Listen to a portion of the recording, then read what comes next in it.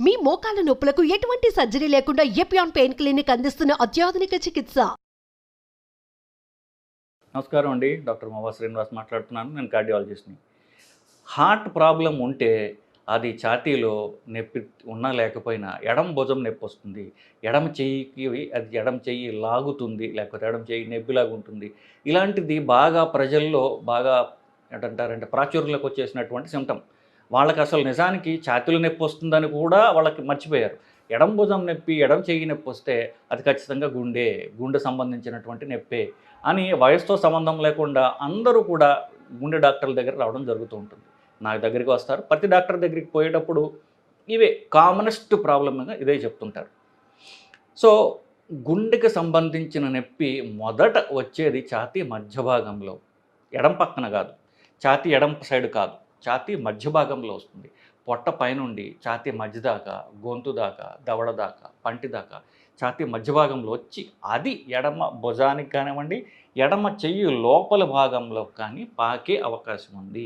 ఇది ఆ సంబంధిత గుండెకి సంబంధిత నరాలు ఏవైతే ఉన్నాయో ఆ నరాల నుంచి నొప్పి వస్తుంది కదా, ఆ నరాలకు ఈ ఎడమ చెయ్యి లోపల భాగంలో కూడా, లోపల భాగం అంటే ఈ లోపల భాగంలో కూడా సప్లై చేస్తాయి. కాబట్టి ఆ ఏరియాలో కూడా నొప్పి వచ్చేటువంటి అవకాశం ఉంది. కాబట్టి ఇది టిపికల్గా వస్తుంది. కానీ కామన్గా అందరూ భయపడేది నాకు ఎడమ భుజం నొప్పి ఉంది, ఎడమ చెయ్యి నొప్పి ఉంది, సో నాకు గుండె ప్రాబ్లం ఉందో అయితే రూల్ అవుట్ చేసుకోవాలి అని చెప్తారు. సో ఎడమ భుజము, ఎడమ చెయ్యి నొప్పికి యాక్చువల్గా కామనెస్ట్ కాజ్ ఏంటంటే సర్వైకల్ స్పాండిలోసిస్ అంటారు.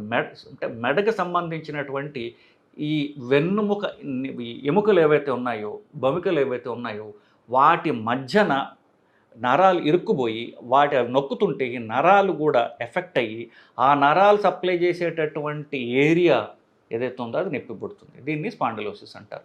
అంటే మెడకు సంబంధించినటువంటి ఎముకలు ఏవైతే ఉన్నాయో అవి వయసుతో కొంత ఏమవుతుందంటే అవి కొంచెం ఆ వయసుతో సంబంధించినటువంటి చేంజెస్ రావటం వల్ల అవి ఈ రెండు ఎముకల మధ్యన నరం పోతూ ఉంటుందన్నమాట. సో ఈ ఎడం పక్కన ఉన్నటువంటి ఎముకల పక్క నుంచి వచ్చేటువంటి నరం ఎక్కడ సప్లై చేస్తుంది? ఎడమ చేయికి సప్లై చేస్తుంది.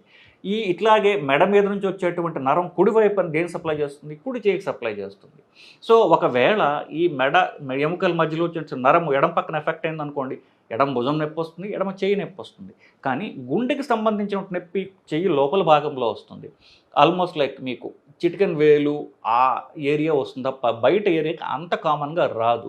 సో మీకు చెయ్యి అంతా నొప్పో, చెయ్యి బయట భాగంలో నొప్పో, లేకపోతే ఈ భుజం అతను చెయ్యి నొప్పి ఇట్లా ఉన్నట్లయితే మోస్ట్లీ అది ఎముకల ప్రాబ్లం అయ్యి ఉండే అవకాశం ఉన్నది. సో ఎస్పెషల్లీ ఎవరికైతే షుగర్ లేదు, బీపీ లేదు, సిగరెట్ అలవాటు లేదు, ఫ్యామిలీ హిస్టరీ లేదు అనుకున్న వాళ్ళకి హార్ట్ అటాక్ వచ్చే అవకాశం తక్కువ.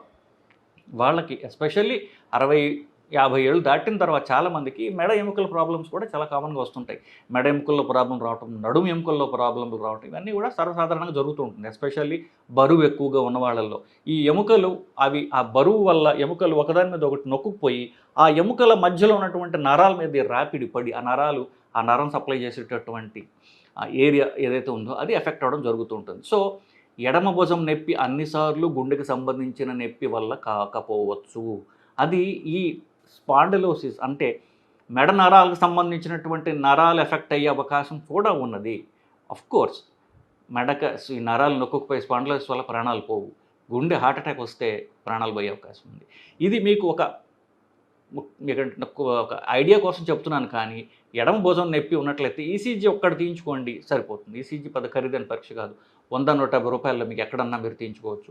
ఒక ఈసీజీ తీయించుకోండి. ఈసీజీ నార్మల్ అయితే ఇది గుండెకి సంబంధించిన నొప్పి కాదు. లేదా ఒక ట్రోపోనిన్ చేయించుకోండి. ట్రోపోనిన్ ఈసీజీ నార్మల్ ఉన్నట్లయితే ఈ గుండె పర్మనెంట్గా 100% మనం రూల్ అవుట్ చేసేయవచ్చు. ఇకపోతే ఎడమ భుజం నొప్పి, ఎడమ చేయి నొప్పి అప్పుడు ఈ స్పాండిలోసిస్ నొప్పి అయ్యే ఉంటుంది. ఇకపోతే ఒకవేళ అది స్పాండిలోసిస్ అంటే మనం ఏం చేయాలి? ఈ ఎముకలకు సంబంధించినటువంటి ప్రాబ్లం కదా ముఖ్యంగా. ఇది ఎముకలకు సంబంధించిన ప్రాబ్లమ్స్కి నొప్పి తగ్గించే మందులు తప్ప పెద్ద మార్గాలు లేవు. 2 మార్గాలు. అవి పెరగకుండా చూసుకోవడానికి వ్యాయామం చేయడం, కొన్ని స్పెషల్ మెడకు సంబంధించినటువంటి మెడ కండరాలను లూజ్ చేసేటటువంటి ఎక్సర్సైజెస్ ఉంటాయి, అవి చేయించుకోవటం, ఫిజియోథెరపీ చేయించుకోవటం, దీంతో ఎంతకాలం లాగగలిగితే అంతకాలం లాగటం. కానీ ఎప్పుడైతే ఈ చేతి కండరాలు సన్నబడుతున్నాయో అవి ఉన్నటువంటి లావు తగ్గిపోతుందో, చెయ్యి బలం తగ్గిందో అప్పుడు అది సీరియస్ ప్రాబ్లం. వెంటనే మీరు ఆపరేషన్ చేయించుకోవాల్సిన అవసరం పడుతుంది. ఆర్థోపెడిక్స్ వాళ్ళు కానీ, స్పైన్ సర్జన్స్ కానీ వాళ్ళు ఈ ప్రాబ్లమ్ డీల్ చేస్తారు. సో చూసుకోవాలి. సో మాకు చెయ్యి బలం తగ్గుతోందా, చెయ్యి యొక్క స్పర్శ తగ్గుతోందా, నాకు అనిపించడం కాదు, చెయ్యి స్పర్శ తగ్గుతోందా, చెయ్యి బలం తగ్గిందా, చెయ్యి కండరాలు సైజ్ తగ్గాయా అంటున్నట్లయితే ఈ స్పాండలోసిస్ ఇంకా మీరు ఎక్సర్సైజ్ అని ట్యాబ్లెట్లని ఉపేక్షిస్తే అది సీరియస్ ప్రాబ్లం కింద వస్తుంది. మీరు వెళ్ళి ఆపరేషన్ చేయించుకుని ఆ బ్లాక్ రిలీవ్ చేసినట్లయితే ఈ నరం పర్మనెంట్గా డ్యామేజ్ కాకుండా మనం కాపాడుకోగలం. సో ఇదండి హార్ట్ అటాక్కి క్లోజ్గా ఉండేటటువంటి ఒక మిమికింగ్, ఏదైతే హార్ట్ అటాక్ లాగా అనిపించేది ఏంటంటే మెడకి సంబంధించినటువంటి స్పాండిలోసిస్, మెడ ఎముకల మధ్యన ఇరుక్కుపోయి నలిగిపోయేటటువంటి నరాల నుంచి వచ్చేటటువంటి ఇష్యూ. సో దీన్ని ముందు ఈసీజీ అలాగే ట్రోపోనిన్ పరీక్ష చేసుకుని హార్ట్ ప్రాబ్లం రూల్ అవుట్ చేసుకున్న తర్వాత ఈ స్పాండిలోసిస్ సంబంధించినటువంటి వీడియోస్ ఉంటాయి, మీరు యూట్యూబ్లో చూడొచ్చు. స్పాండిలోసిస్ మెడ అంటే నెక్ స్పాండిలోసిస్ సింపుల్ ఎక్సర్సైజెస్ అని యూట్యూబ్లో మీరు టైప్ చేసినట్లయితే మీకు దానికి సంబంధించినటువంటి సింపుల్ ఎక్సర్సైజెస్ వస్తాయి. అది మీరు పొద్దున్న సాయంత్రం 2 సార్లు రెగ్యులర్గా చేసుకున్నట్లయితే మెడ ఎముకలు కాస్త వదులుగా అయ్యి లూజ్ అయ్యి ఆ నరం మీద కంప్రెషన్ తగ్గి మీ ప్రాబ్లం మీరు సాల్వ్ చేసుకుని మీ సొంతగా మీరు సాల్వ్ చేసుకునేటువంటి అవసరం ఉంటుంది. కానీ నేను చెప్పినట్టుగా సెన్సేషన్ తగ్గిన, చేతి మీద బలం తగ్గిన, లేకపోతే చేయి కండలు సన్నబడుతున్న ఆపరేషన్ అవసరం పడవచ్చు.